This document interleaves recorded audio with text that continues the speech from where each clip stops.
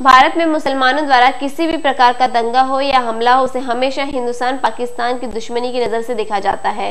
हाल ही में 11 अगस्त के दिन मुसलमानों द्वारा जो हमला हुआ, उसके जिम्मेदार एनसीपी, बीजेपी और आरएसएस को भारत बचाओ आंदोलन के अध्यक्ष फिरोज जी ने ठहराया है।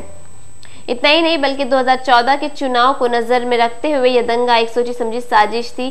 कुछ राजनीतिक पार्टी द्वारा ऐसा भी कहा जा रहा है। हर बार भारत में किसी न किसी जाति धर्म को लेकर विवाद उठता है। आसाम में जो दंगा हो रहा है उसे पाकिस्तान और बुद्धिस्ट की लाड़िया का नाम दिया जा रहा है। भारत बचाओ आंदोलन यह नहीं कहती कि आसाम और बर्मा में मुसलमानों पे जो अत्याचार हो रहा है उसके जिम्मेदार बुद्धिस्ट है या हिंदू है और मुसलमानों को बचाओ। इनका केवल यही कहना है कि इंसानों को बचाओ, क्योंकि इस प्रकार के दंगों में केवल एक आम इंसान की जान जाती है। इतना नहीं बल्कि गृह मंत्री आर पाटिल को इस्तीफा देना चाहिए, क्योंकि उनके अनुसार आर पाटिल इस घटना के जिम्मेदार है।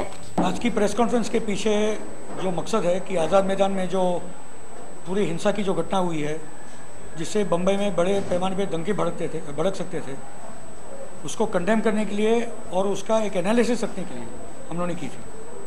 क्योंकि वक्त आ चुका है कि हम लोग ईमानदारी से इस पूरे घटना का विश्लेषण करें कि ये घटना के पीछे क्या राजनीतिक ताकतें थी, इसका राजनीतिक एजेंडा क्या था और उसके परिणाम इस शहर के लिए और पूरे देश के लिए क्या हो सकते थे। नंबर 1 हमारा बोलना था कि 2014 के चुनाव की पूरे देश में एक तैयारी चल रही है। असम के बड़े पैमाने में जो दंगे चल रहे हैं, यूपी में जो दंगे भड़क उठे हैं और बम्बई में ये जो पूरा हादसा प्री प्लान तरीके से करवाया गया है, एक उसका एक ही एजेंडा है कि कांग्रेस और बीजेपी जानती है कि 2014 का चुनाव कोई भी और एजेंडा पे ना हो मगर सांप्रदायिक और सेकुलर सवाल पे हो, राहुल गांधी वर्सेस नरेंद्र मोदी के सवाल पे हो।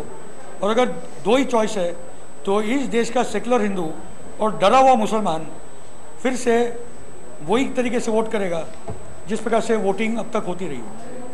तो हमारा बोलना है कि जो आज़ाद मैदान की घटना हुई उसमें कांग्रेस एनसीपी के बैकिंग के बाद ये घटना हुई है। जैसे राज ठाकरे और बाल ठाकरे जब बम्बई को जलाते हैं तो पवार और जो भी उस टाइम का चीफ मिनिस्टर होता है उसकी अनुमति के बाद होता है। दूसरी बात कि जो तंजीम ने इसकी जिम्मेदारी लेकर आज़ाद मैदान में कार्यक्रम किया, रज़ा एकेडमी और जो भी और तंजीमें थी, उन सभी लीडरों को अरेस्ट किया जाए।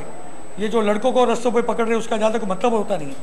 जब तक आप लीडरों को अकाउंटेबल और अरेस्ट नहीं करोगे तब तक इस किस्म के हादसे और बड़े पैमाने पे घटेंगे।